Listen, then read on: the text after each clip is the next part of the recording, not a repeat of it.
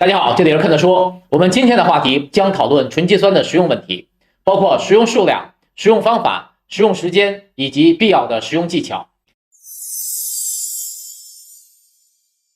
在前几期话题中，我分别介绍了肌酸的概念、作用以及医水和肌酸。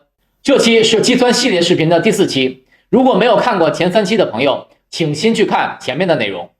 好，让我们进入主题，谈论一下纯肌酸的食用方法。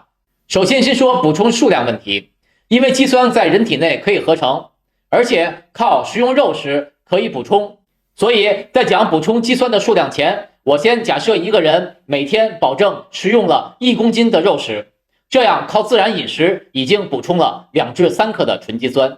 在这个饮食补充的基础上，每天的推荐量是体重在55公斤以下摄取3克纯肌酸，体重在55到90公斤之间摄取5克纯肌酸，体重在90公斤以上摄取8克纯肌酸。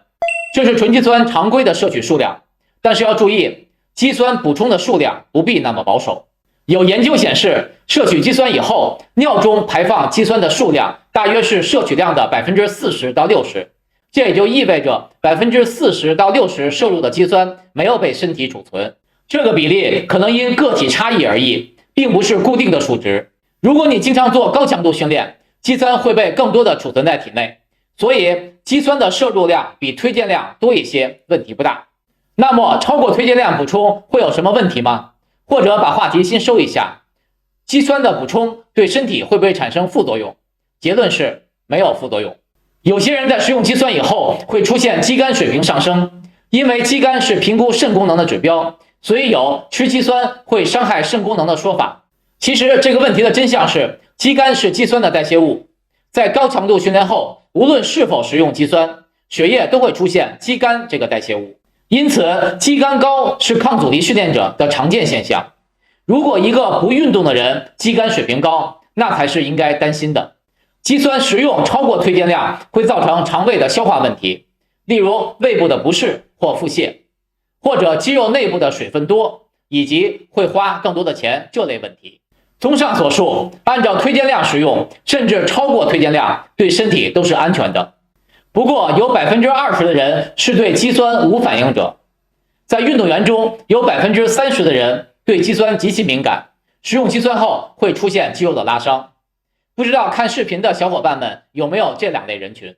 补充数量的基本标准讲完了，很多小伙伴都知道食用肌酸时可分为2个阶段，加载期和维持期。我刚才推荐的补充数量是维持期的数量，加载期的时间一般为5至7天，安排在食用肌酸的第1周。在加载期，每天食用肌酸的数量按照每公斤体重 0.3 克计算，分3至4次食用。加载期的意义在于，人体肌肉中自然存在着一定量的肌酸，只是数量不够，也就是处于不饱和状态。通过高剂量的肌酸摄取，可以在短时间内提高肌肉中肌酸的浓度。当然，是否选择加载期完全在于自己。例如，你买了1桶300克的肌酸，5天的加载期干掉1/3，你可能会感觉有些心疼。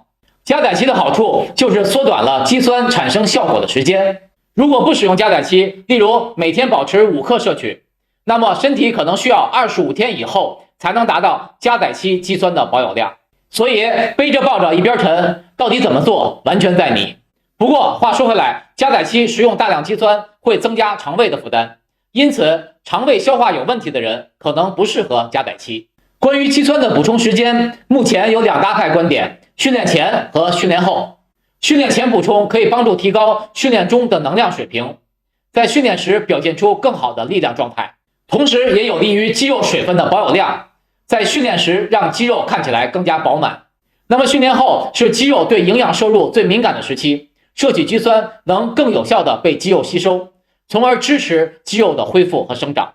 同时在上期视频中我讲过，肌酸的载体是糖分，训练后和碳水化合物一起补充，既可以增加肌酸的吸收利用率，又可以节省碳水化合物的总体使用量，因为训练后本来就要补充碳水化合物。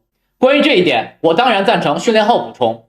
很多训练前补充的人基本上是想在健身房里装逼，显示自己肌肉的力量和体积，这些对于装逼的人很重要，对于别人一点都不重要。但是装逼的人并不知道别人认为这个不重要。至于我只想实实在在的长肌肉，所以我关注训练后营养物质对肌肉的修复问题。你的选择是什么？可以在留言区发表。尽管我给训练前补充的人下了定义，但是我说的话，你可以认为这一点都不重要。下面讲一些补充肌酸的细节问题。第一，这也是我个人的观点，食用肌酸3个月，至少应该停用2周。因为我们身体有分泌肌酸的功能，虽然很少，但是如果一直靠外界补充，自身分泌肌酸的功能可能会降低。当然，有些说法认为停用肌酸以后，人体自身合成肌酸的功能会恢复，不过我会停用2周以上。第二，和咖啡因一起食用的问题。在2017年有一项研究报告显示，当肌酸和咖啡因一起食用时，咖啡因会抵消肌酸在肌肉中的作用。当时这个研究引起了不小的反响。其实这个研究的目的是探究2个物质在一起是否能共同提高运动表现，而不是看2种物质是否能相互干扰。结果发现，咖啡因可能造成肌肉出现松弛的情况，而且肌酸和咖啡因共同摄入可能导致胃肠道出现不适。当然，也有研究观点并不支持这个结论，所以在这个问题上仍然没有最终的答案。那么也就无需增加自我的烦恼，毕竟喜欢用咖啡和肌酸的人可能是少数。最后一个小问题，停用肌酸以后，它带来的效果多长时间会消失？研究表明，肌酸停用后的延伸效果至少可以保持4周以上。在肌酸冲调时，可以使用温度高一些的液体，这和蛋白粉的冲调不一样。因为肌酸不容易吸收，如果液体温度高一些，肌酸溶解的就充分一些，便于胃部消化。当然，你也别使用开水冲。对了，还需要注意一点，因为肌酸在液体中不稳定，所以应该做到随吃随冲，不然你的肌酸可能被浪费掉。关于纯肌酸的问题，我就讲到这么多。在下期关于肌酸的话题中，我将会向大家介绍除纯肌酸以外的产品，并且对比它们的特点，敬请关注。好，我们来总结一下今天的话题。补充纯肌酸的标准是体重在55公斤以下，每天食用3克；55到90公斤，每天食用5克；90公斤以上，每天食用8克。当然，这是建立在保证肉类食用量的基础上。建议最初的5至7天安排加载期，可以根据关注点不同，安排训练前后补充。我个人赞成训练后补充。